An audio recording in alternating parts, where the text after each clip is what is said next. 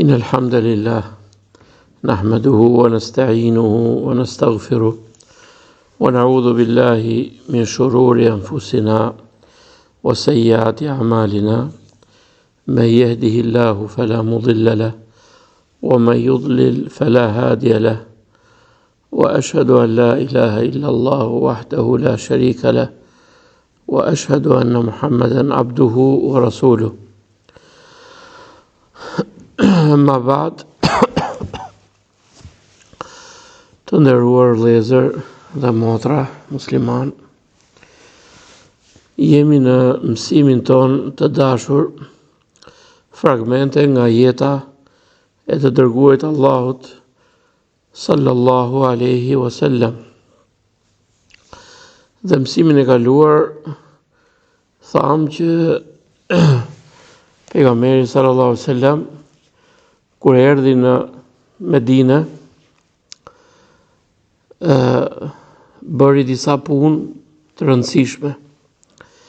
Nga punët që bëri ishte themelimi i xhamisë, si të xhamisë Kuba, ashtu dhe të xhamisë të qytetit Medinë, xhamisë pejgamberit sallallahu alaihi wasallam, dhe gjithashtu nga punët e rëndësishme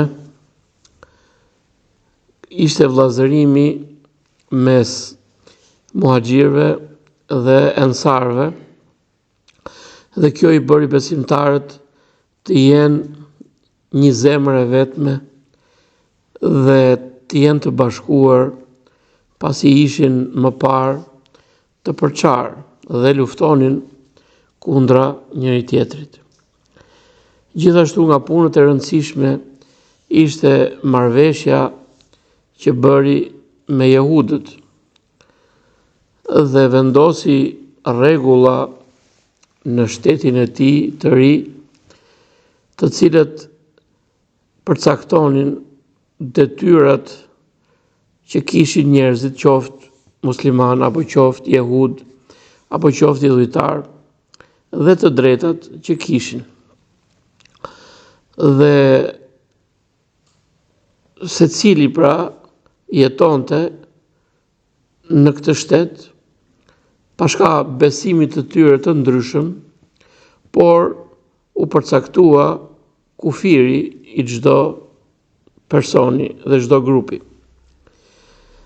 Dhe u bën pra marrëveshjet të cilet u shkruajtën dhe kishin pika të shumta, por siç e tham dhe mësimin e kaluar, jehudët në natyrën e tyre nuk i zbatojnë marrëveshjet.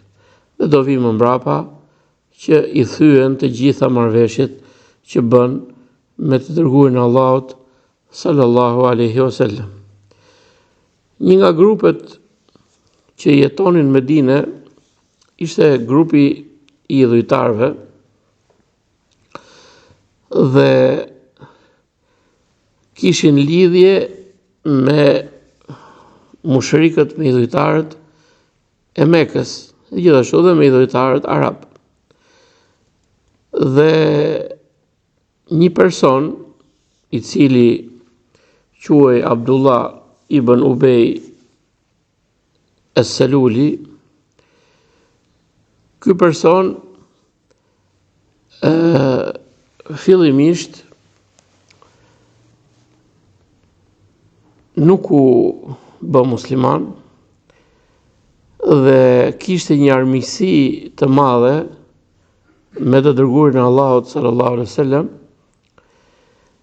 dhe këtij ju premtua që të bëhet mbret i Medinës dhe t'i vihet kurora. Por në këtë moment kur sapo e realizonte këtë dëshirë, atëherë vjen i dërguari i Allahut sallallahu alaihi wasallam në Medinë dhe njerëzit hynë në Islam, por urrëtia e tij qëndroi në zemër, dhe më mbrapa kur e pa që nuk kishte fuqi kundra muslimanëve, u bë musliman, por në brenda tij ishte jo besimtar, fe mohues, Dhe këto njerëz, ky bashkë me shokët e tij, pra quhen në grupin e hipokritëve ose grupin e munafikëve, që është fjala arabisht. Dhe siç transmetohet tek hadithi i Muslimit, me përmbajtjen, hadithi është i gjatë, do themi përmbajtjen, kur pejgamberi sallallahu alajhi wasallam bashkë me një sahab tjetër po udhtonin dhe i dërguari Allahut sallallahu alajhi wasallam kishte hyrë mbi gomar, dhe kjo nga thjeshtësia e dërguarit Allahut sallallahu alajhi wasallam, vjen në mexhlis ku bënte pjesë ky person dhe aty kishte musliman, kishte jehud, dhe kur afrohet dërguari Allahut sallallahu alajhi wasallam, ky në shenjë ofenduese vendos copë ke hunda dhe thot mos u afro sepse vjen era e gomarit. Dhe i dërguari Allahut sallallahu alajhi wasallam i këshillon këta persona dhe ky thot këto fjalë janë të mira nëse janë të vërteta. Prandaj ti mos hajde edhe të na shqetësosh në këto mezhliset tona, por qëndro aty ku je dhe njerëzit të vinë ty të takojnë. Dhe gati filloi një përplasje mes muslimanëve dhe këtyre grupeve të tjera që ishin aty, por i dërguari Allahut sallallahu alajhi wasallam e shohii atë përplasjen e tyre dhe atë sherrin e tyre. Dhe pasi shkon pejgamberi sallallahu alajhi wasallam ke Sa'd ibn Ubade, Allahu qoftë i kënaqur prej tij sepse ishte nisur për vizitë tek ai. Ai thot, o i dërguari i Allahut, fale dhe toleroje këtë person sepse këtij ju premtua kurora e mbretit dhe kur erdhe ti me të vërtetën ai u la anash, prandaj e bën këtë veprim. Dhe pejgamberi sallallahu alajhi wasallam është sjellur butë dhe është sjellur mirë me këtë person dhe donte që ta afronte dhe të ishte të bëhej musliman. Normalisht ky u bë musliman mas luftës Bedrit, kur pa që nuk kishte fuqi dhe muslimanët arritën ta shtonin fuqinë e tyre. Përpara kësaj, mushrikët e Mekës e kërcënuan atë dhe grupin e tij dhe i thanë që ju duhet të dilni kundra Muhamedit alayhis salam, sepse ai është armiku jon dhe ju nuk mund të rrini domethënë në këtë lloj pozicioni. Dhe donte ky person ta luftonte pejgamberin sallallahu alajhi wasallam, por u tërhoq pasi e pa që kjo ishte e pamundur dhe i dërguari Allahut sallallahu alajhi wasallam i foli dhe i tha që ju do të dilni dhe do të kundërviheni vëllezërve tuaj dhe fëmijëve tuaj dhe familjarëve të juaj, dhe kjo e pengoi dhe e anulloi këtë sulm të cilin e kishte planifikuar nga kërcënimet e shumta të mushrikëve të Mekës.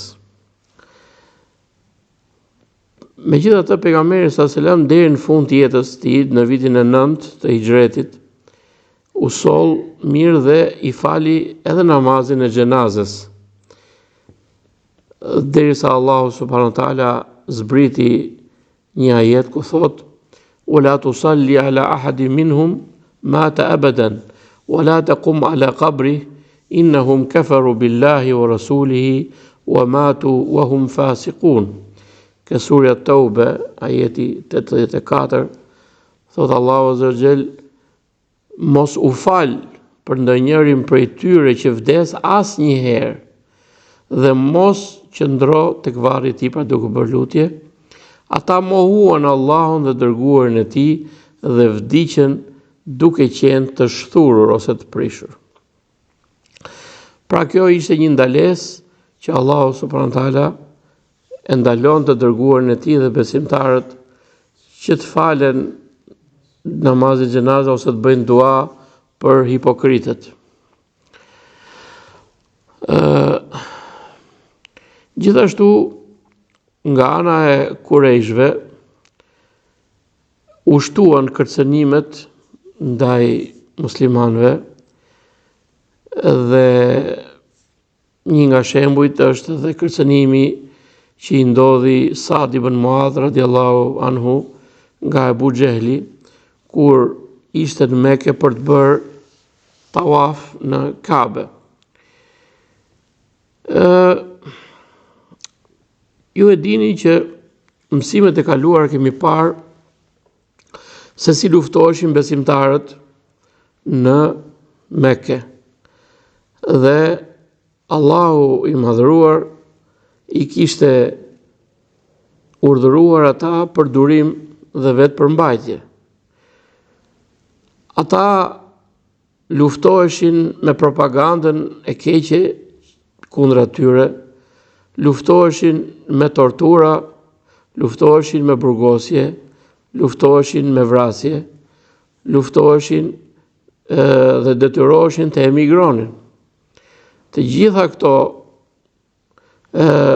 luftoheshin me plaçkitje, me marrjen e pasurisë, e tjerë, e tjerë. Të gjitha këto agresione që i bënin jo besimtarët, femohusit, ndaj të dërguarit Allahut, sallallahu alaihi wasallam, dhe ndaj besimtarëve, Allahu i kishte urdhëruar që të luftonin me Kur'an. I kishte urdhëruar që të luftonin me ftesë për në Islam, me shfaqje të argumentit, me sqarimin e të vërtetës. Kjo ishte lufta që Allahu subhanahu wa taala i kishte urdhëruar, siç thot Allahu azza wa jall ke surja Furqan, e cila është sure e Mekës, thot: "Fala tuti'il kafirina wajahidhum bihi jihadan kabira." Mos ju bind jo besimtarëve, femohuzve, dhe luftoi ata me një luftë të madhe. Cila ishte kjo luftë? Lufta me Kur'an, lufta me argument, lufta me sqarim. Kurse lufta fizike u bë obligim në Medinë, pra nuk ishte e obliguar. Dhe vinin sahabët të cilët lëndoheshin nga idhujtarët, vinin ke pejgamberi sallallahu alajhi wasallam dhe ankoheshin për lëndimet e tyre të shumta, dhe pejgamberi sallallahu alajhi wasallam i thoshte: "Nuk jam urdhëruar me gjë tjetër, pra nuk jam urdhëruar me luftë fizike por ju urdhëroj dhe ju këshilloj që të bëni durim." Prandaj kur i dërguari Allahut sallallahu alaihi wasallam arriti në Medinë dhe u formua një fuqi për fenë islame, atëherë Allahu i madhëruar, sepse lufta ka kaluar në disa etapa. Etapa e Mekës, pastaj etapa që është lejuar lufta dhe disa etapa të tjera. Këtu jemi në këtë etapë kur Allahu subhanahu wa taala thot ke surja Hajj, e cila është sure Mekkie, ka zbritur në Mekë, por disa ajete të saj kanë zbritur në Medinë. Thot Allahu azza wa jall: "Udhina lil ladhina yuqataluna bi annahum zulimu wa anna Allaha ala nasrihim." U shkëput.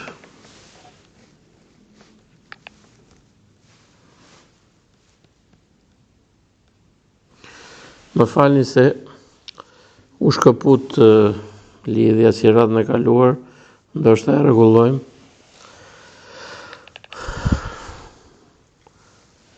Yusuf kontrolloje prapë internetin. Okej. Atëre tani besoj se dëgjohet. besoj se dëgjohet tani. Atëherë thamë që Allahu subhanahu wa taala i pas kësaj lufte të madhe, kësaj agresioni të madh, e cila u shkaktua nga fe mohusit dhe ishin të detyruar të bëjnë durim dhe të vetë përmbahen, kur arriti pejgamberi sallallahu alaihi wasallam në Medinë, thot Allahu azza wa jall ke surja Hajj, e cila është surja Mekkie që ka zbritur në Mekë, por disa ajete kanë zbritur në Medinë. Thot Allahu azza wa jall: "Udhina lil ladhina yuqataluna bi annahum zulimu wa anna Allaha ala nasrihim laqadir." Ju është dhënë leje atyre që u sulmuan me luftë, për shkak se atyre ju bë padrejtësi dhe se Allahu për mbrojtjen e tyre është i gjithfuqishëm. Surja Hajj ajeti 39. Pra vjen ky ajet ku Allahu subhanahu wa taala ja lejon besimtarëve të luftojnë ata persona të cilët më parë e kishin të ndaluar të luftonin, dhe shkaku është padrejtësia e cila vazhdonte dhe ishte konstante ndaj besimtarëve. E tha më parë, llojet e padrejtësisë që ju shkaktuan besimtarëve në këtë periudhë. Dhe thot Abdullah ibn Abbasi radiallahu anhu që ky ajet është ajeti i parë që zbriti në lidhje me luftën. E tham pra që lufta kishte disa faza dhe kjo ishte edhe me përshkallëzim. Këtu e pam domethënë që arabët idhujtar e sulmuan Medinën si një dorë vetme dhe e kërcënuan nga të gjitha anët. Atëherë Allahu subhanahu wa taala thot ke ajeti ke sura Baqara: "Kutiba alaykumul qitalu wa huwa kurhun lakum wa asa an takrahu shay'an wa huwa khairun lakum wa asa an tuhibbu shay'an wa huwa sharrun lakum wallahu ya'lamu wa antum la ta'lamun." U është bërë obligim juve lufta dhe ajo është e urryer për ju. Pra, normalisht njeriu e urren të mundohet, të lëndohet, të vritet. Kjo është në natyrën njerëzore. Allahu thot juve ju është bërë obligim kjo dhe kjo është e urryer për ju. Dhe ndoshta ju urreni diçka, por ajo është më e mirë për ju. Dhe ndoshta ju doni diçka dhe ajo është sherr për ju. Dhe Allahu e din më së miri çdo gjë dhe ju nuk dini. Pra ndonjëherë ajo që tek njerëzit është e urryer, por është ilaçi i duhur. Normalisht ata besimtarët u sulmuan nga të gjithë fe mohusit në gatishmën arabik. Dhe Allahu subhanahu wa taala i ndriçoi ata, i mësoi ata se si të adhurojnë Allahun subhanahu wa taala dhe se si të ngadhnjejnë dhe të fitojnë, si me argument dhe me fakte dhe me drejtësi, po ashtu të fitojnë edhe anën fizike dhe materiale. Prandaj, në lidhje me këtë temë, kjo është një temë që deri diku është e rrezikshme të sqarohet nga të paditurit. Allahu na dhën sukses që ta sqarojmë sa më mirë. Dhe nëse gabojmë, atëherë është e kollaj, kthehemi nga kjo. Por, duke u bazuar në studimet dhe duke parë fjalët e dietarëve tanë, atëherë i mbështetemi Zotit dhe mundohemi t'u sqarojmë njerëzve këtë temë. Kjo temë është e rrezikshme dhe e rëndësishme. Disa grupacione ekstreme e kanë hyrë ke kjo temë dhe nuk kanë bërë luftën për hir të Allahut. Në pamje të parë duket sikur ata luftojnë për hir të Allahut, por duke qenë se i mungojnë argumentet ku të mbështeten, i mungojnë zbatimi i kushteve, dispozitave, të gjitha ato gjëra që kërkohet në lidhje me këtë temë, ata e kanë kthyer nga luftë dhe xhihad në rrugt e Allahut, e kanë kthyer në shkatërrim. Dhe ai që i ka nxitur për këtë veprim, normalisht është shejtani dhe po ashtu pasuesit e tij. Kështu që edhe jo besimtarët duan që njerëzit muslimanët ta anojnë drejt ekstremiteteve. Se duke anuar drejt ekstremiteteve, kanë gojë për të folur dhe bëjmë propagandë kundra islamit dhe kundra të vërtetës. Por, obligim e kanë njerëzit të studiojnë rrugën e pejgamberit sallallahu alaihi wasallam në mënyrë që çdo gjë të jetë e bazuar dhe mos jetë e tepruar, por mos jetë as e neglizhuar.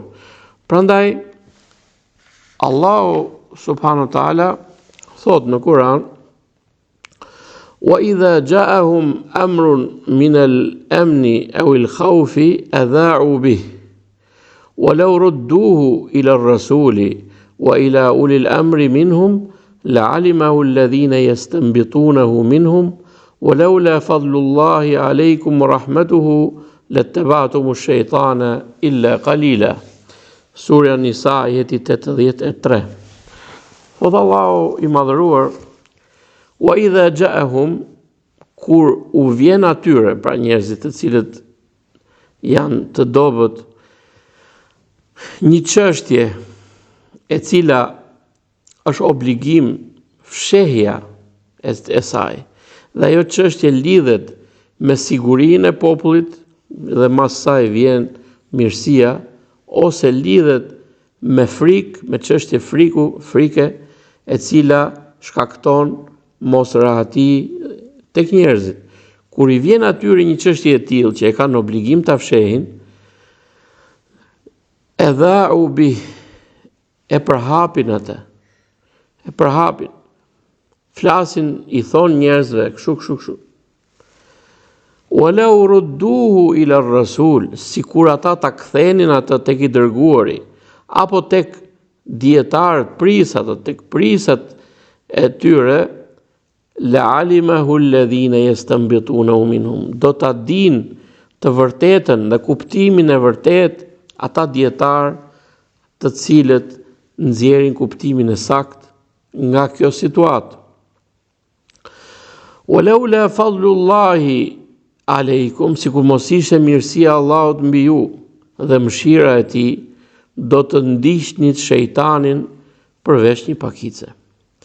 Prandaj që në këtë kohë u pa dhe është duke u parë që ignorantët, ata që nuk kanë lexuar librin e Allahut ashtu siç duhet, ata që nuk kanë lexuar sunetin e pejgamberit sallallahu alajhi wasallam ashtu siç duhet, po të shtyr nga euforia, të shtyr nga ignoranca, nuk pyesin më as për prisa dhe as për dietar.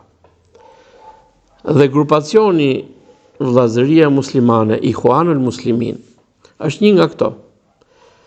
Dhe ky grupacion ka bërë një vepër jashtëzakonisht të keqe. Ky dhe pasuesit e këtij grupi kanë folur sistematikisht kundra prisave tanë dhe dietarëve tanë, në mënyrë që të rrëzohen këto dy kategori. Dhe nëse rrëzohen këto dy kategori, kush ngelet? Ngelen ignorantët.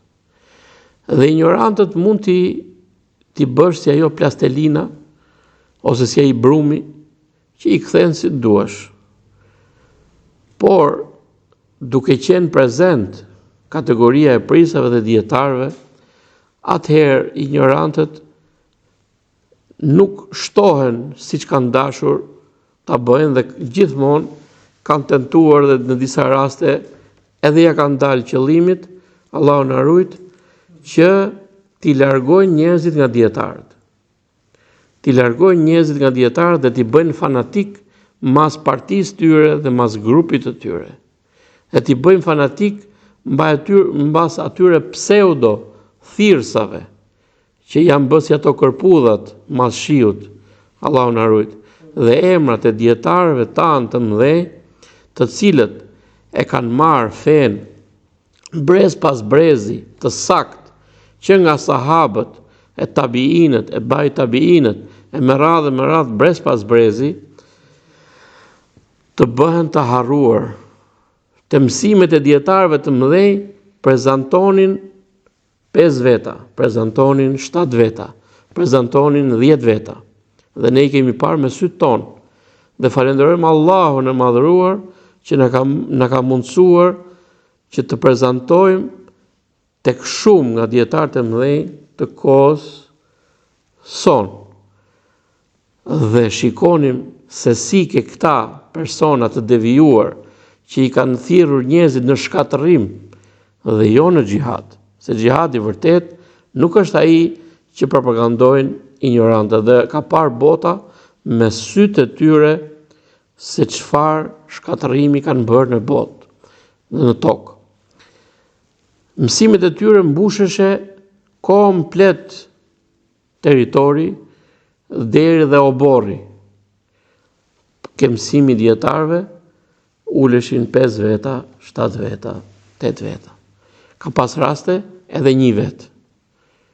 Prandaj që elhamdulillah e kota zhduket edhe ngel ajo që është e vërtet dhe ajo që është sipas Kuranit dhe Sunetit, siç thot Imam Maliku, do të mbes ajo që është më e sinqerta. Do të mbes ajo që është më e sinqerta për Allahun. Mos u mashtroni nga numri i madh që kanë njerëzit e devijuar. Por lidhuni me dietarët e mëdhenj dhe mos ju ndani atyre dhe mësoni prej tyre, edhe ata që janë gjallë, edhe ata që kanë ndruar jetë, kanë lënë libra dhe kanë lënë mësime, përfitoni prej tyre dhe mos u lidhni mas partive dhe mas grupacioneve, po kapuni pas rrugës së pejgamberit sallallahu alaihi wasallam. Atëherë kjo ishte një këshill e domosdoshme në lidhje me këtë temë, pasi vjen obligueshmëria, vjen në historinë e pejgamberit sallallahu alaihi wasallam lejimi i besimtarëve dhe urdhri për luftë kundra agresorëve dhe kundra femohuzëve, të cilët kishin bërë çdo të zezë kundra besimtarëve. Çeta e parë që pejgamberi sallallahu alaihi wasallam nisi ishte çeta quhet El Abwa. Ky vend i dërguari i Allahut sallallahu alaihi wasallam organizoi grupin e tij dhe ai ishte prezent në të. Që ta themi kështu, organizimi i grupeve kundra jo besimtarëve ishte në 3 kategori. E para quhet arabisht gazwa. Gazwa do të thotë ku pejgamberi sallallahu alaihi wasallam ka marrë pjesë vet. E dyta është ba'th, dërgesë, që ka dërguar pejgamberi sallallahu alaihi wasallam grupe, por në drejtimin e dikujt prej sahabëve. Dhe serie, që janë grupe që ishin në një farë fshehtësie dhe kishin një fshehtësi më të madhe dhe mundet që të lëviznin edhe natën. Pejgamberi sallallahu alajhi wasallam, duke parë që besimtarët u vran, u plaçkitën, u dëmtuan, u detyruan të lënë pasurinë e tyre në Mekë dhe të emigronin, filloi t'i sulmonte pasi i shpalli atyre luftë, pasi i shpalli dhe deklaroi që ishin në gjendje lufte, filloi të sulmonte karavanet e tyre në mënyrë që t'i dobësonte ata ekonomikisht dhe të ulej ajo mendimasia që kishin dhe të mos sulmonin islamin dhe muslimanët. Dhe një nga këto, përqeta e parë që pejgamberi sallallahu alajhi wasallam ishte prezent është El Ebwa. Por nuk arriti të kapte në një prej karavaneve të tyre, por kaloi në fisin Beni Dhamra, ku i pari tyre quheshe Mejdi ibn Amr, dhe bëri marrëveshje me këtë fis, marrëveshje paqe me fisin dhe zbatimin i pikave të cilët ka marrëveshja. Kurse dërgesa e parë, pra bathi i parë, qeta e parë, ishte qeta ku në krye të saj pejgamberi sallallahu alajhi wasallam vuri Hamza ibn Abdul Muttalib, xhaxhain e vet, me 30 vet, tek Siful Bahr ose bregu i detit Kuq. Aty kalonin karavanet dhe u ballafaqua me karavanin e Abu Xhehelit, që kishte 300 mbrojtës, 300 luftar mbrojtës. Këta ishin 30 dhe ata ishin 300. Dhe në momentin që u rreshtuan, atëre personi i cili kishte marrëveshje me të dy grupet, Mejdi ibn Amr, kalonte sang në një saf tjetër dhe arriti që ta shuaj këtë përplasje. Dhe u larguan, por duke i dhënë një mesazh kurejshve që nga sot e tutje janë të kërcënuar. Nuk janë më në paqe me ta për shkak të dashakejsisë dhe veprës tyre të keqe që fillonte nga kufri dhe deri tek agresioni që e përmendëm disa herë, por është e rëndësishme ta themi sepse nuk ishte diçka në pashkak. Prandaj ky person arriti që ta pushonte këtë përplasje dhe të largohen secili nga grupet në vendin e tij. Kjo mas kësaj ka ndodhur disa dërgesa të tjera, po me të njëjtin qëllim, dhe kurejshve ju bë e qartë që tani janë të kërcënuar dhe duhet të kthehen, duhet të ulin mendimasin, duhet të mos bëjnë atë që bënin më përpara. Por normalisht që ata e vazhduan agresionin edhe më shumë dhe armiqsinë edhe më shumë. Disa herë nuk ka patur, si të thuash, përplasje. Shigjeta e parë që është hedhur në rrugt të Allahut është shigjeta e Sad ibn Abi Waqas, në një nga këto dërgesat që pejgamberi sallallahu alajhi wasallam i dërgonte, dhe kjo ishte në dërgesën e Ubejd ibn Harith. Derisa gjë për të theksuar deri ke lufta e Bedrit, pasi ka pasur disa, nuk do t'i përmendim të gjitha për të mos u rënduar, ka qenë një betejë që quhet betejë Dhatun Nahl, më duket, ku sahabët ishin duke ju vënë mbrapa një karvani dhe ishte akoma nuk kishte mbaruar muajt haram, që janë muajt haram, janë 4 muaj në vit që ndalohet lufta. Dhe sahabët u mblodhën kur ishin në këtë dërgesë dhe e pan të arsyeshme që t'i sulmonin sepse ndryshe ata do t'iknin. Dhe ky sulm bëri një jehon të madhe ke arabët dhe një propagandë nga ana e tyre që ja këta po thyen paqen në muajt e ndaluar. Atëherë Allahu subhanahu wa taala përpara kësaj pejgamberi sa refuzon të marri atë që ata kishin mbledhur, pasi thotë unë nuk ju urdhërova ti sulmonit, por ju urdhërova domethënë që ti ndiqnit ata dhe të shikonit lëvizjen e tyre. Pastaj Allahu subhanahu wa taala zbret ajetin që thotë që kufri, mohimi, pengimi në rrugt të Allahut dhe ajo që kanë bërë ata është më e madhe se kjo. Dhe kjo ishte një gëzim për besimtarët që ju lejua atyre kjo lloj vepre, megjithse këtë e shfrytzuan nga ana propagandistike jo besimtarët të thonë që thyen urdhrin e Allahut, po Allahu i madhruar zbriti ligjin që kufri dhe pengimi nga xhamia e Allahut dhe ajo që bëjnë ata është më e madhe se kjo. Normalisht që lufta në këtë muaj është e madhe, por kufri dhe mohimi dhe shirku janë më të mëdha se kjo. Ngjarje tjetër që ka ndodhur është ndryshimi i kiblës.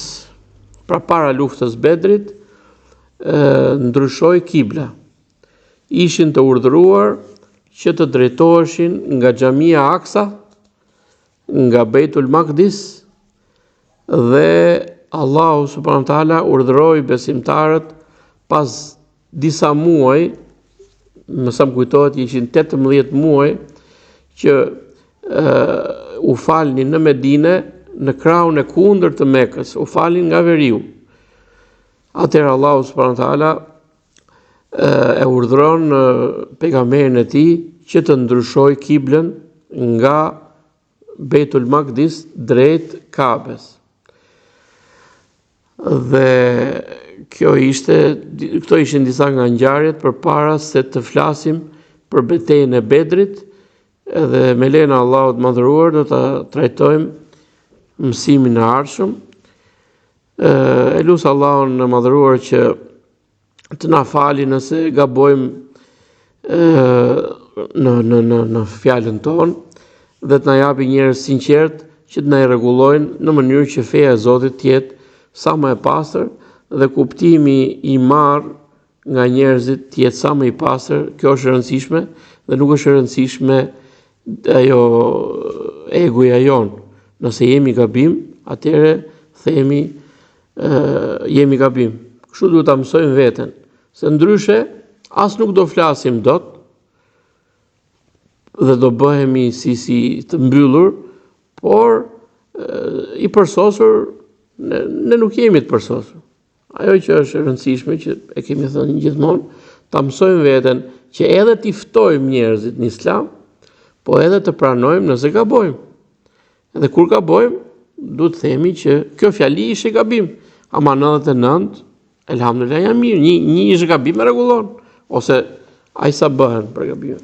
Kështu që nuk duhet ta neglizhojmë, e kemi detyrë nga Zoti që atë që kemi mësuar prej dietarëve t'ua komunikojmë dhe vëllezërve dhe motrave tonë, dhe e boft Allahu këtë vepër si për mua dhe për ju të shkruar ke veprat e mira në ditën e gjykimit dhe të na bëj Allahu i madhëruar prej banorëve të xhenetit dhe na bëj prej atyre që pinë ujë nga dora e pejgamberit sallallahu alajhi wasallam në atë ditë ku etja do të përfshi njerëzit dhe ai që pinë prej saj nuk e zë më etja kurrë dhe bën Allahu azza wa jall prej banorëve të xhenetit.